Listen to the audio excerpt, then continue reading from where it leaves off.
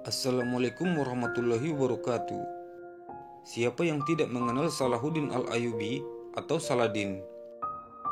Ia merupakan kesatria panglima muslim yang tak kenal takut dan paling ditakuti musuh dalam perang salib.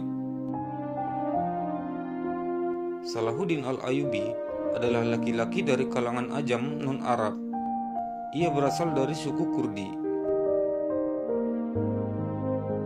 Beliau lahir pada tahun 1138 Masehi di kota Tikrit, Irak, kota yang terletak antara Baghdad dan Mosul.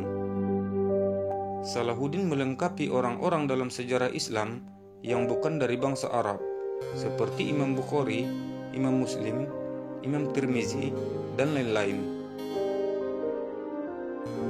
Karena suatu alasan, kelahiran Salahuddin memaksa ayahnya meninggalkan Tikrit, sehingga sang ayah merasa kelahirannya menyusahkan dan merugikannya.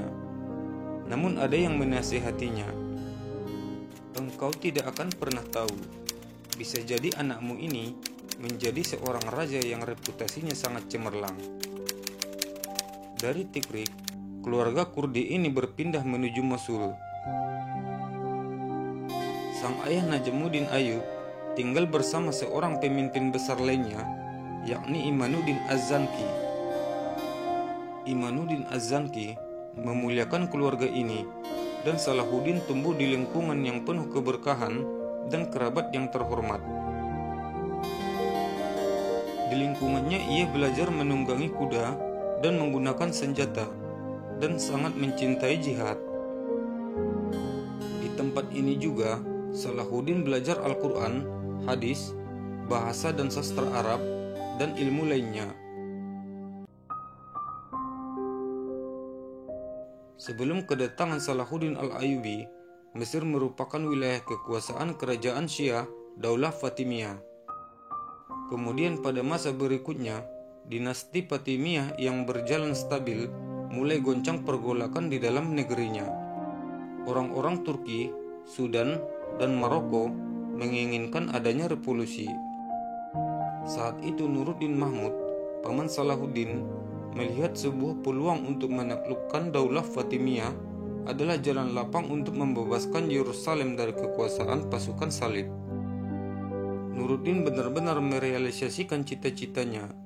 Ia mengirimkan pasukan dari Damaskus yang dipimpin oleh Hasanuddin Shirkuh untuk membantu keponakannya Salahuddin Al-Ayyubi di Mesir. Mengetahui kedatangan pasukan ini, sebagian pasukan salib yang berada di Mesir melarikan diri, sehingga yang dihadapi oleh Hasanuddin dan Salahuddin hanyalah orang-orang Fatimiyah saja. Daulah Fatimiyah berhasil dihancurkan, dan Salahuddin diangkat menjadi menteri di wilayah Mesir. Namun tidak lama menjabat sebagai menteri, ia diangkat sebagai wakil dari khalifah dinasti Ayyubiyah.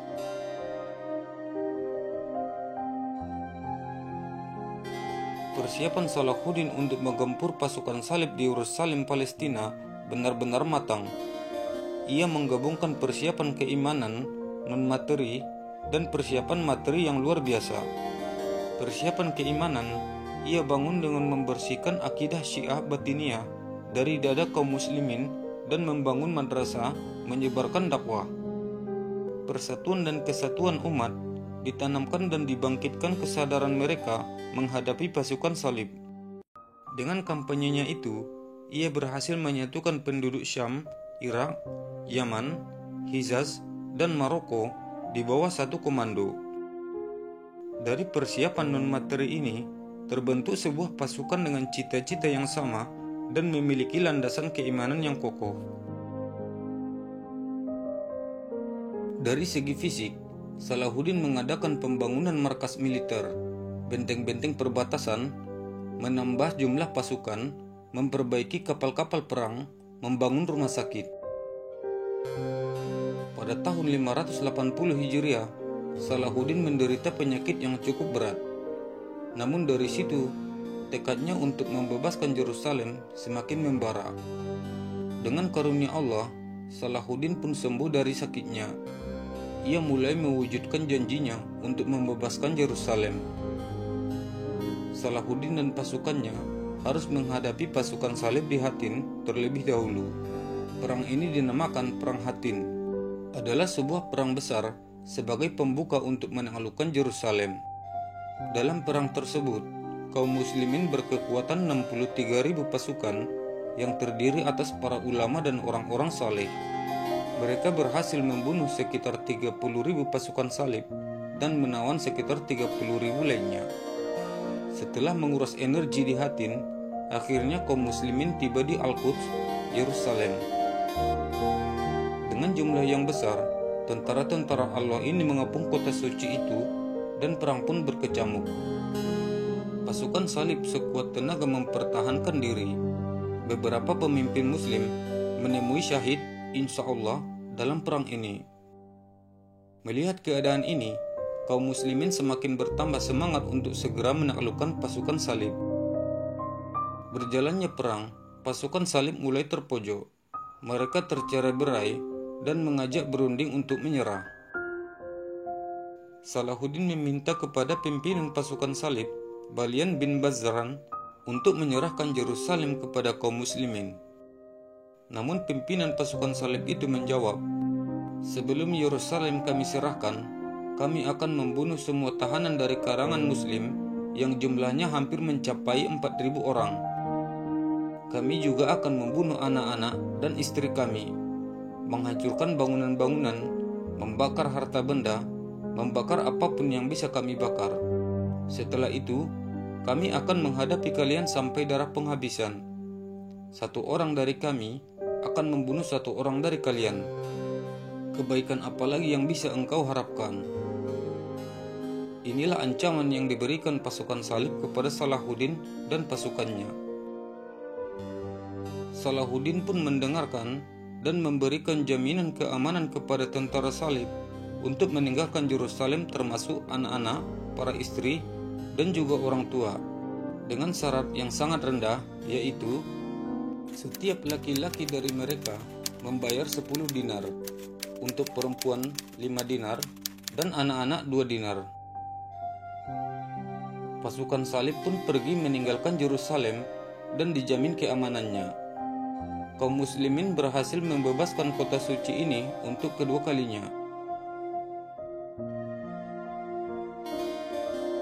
Tindakan Salahuddin ini sangat dihargai dan dihormati lawannya, terutama dari Raja Richard I Inggris.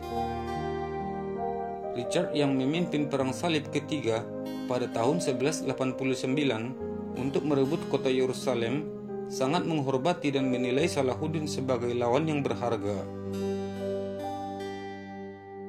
Salahuddin memasuki Yerusalem pada hari Jumat 27 Rajab 583 Hijriah atau 2 Oktober 1187.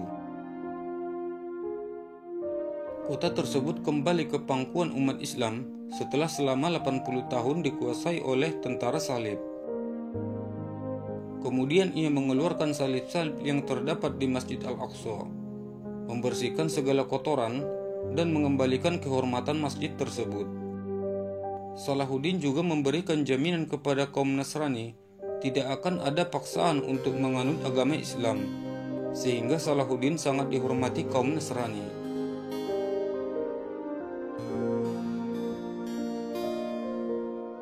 Salahuddin wafat di usia 55 tahun pada 16 Safar 589 Hijriah, bertepatan dengan 21 Februari 1193 di kota Damaskus. Salahuddin wafat karena mengalami sakit selama 12 hari.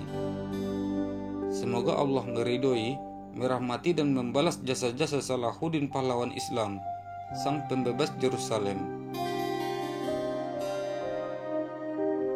Silakan subscribe channel ini agar tidak ketinggalan video-video saya selanjutnya. Assalamualaikum warahmatullahi wabarakatuh.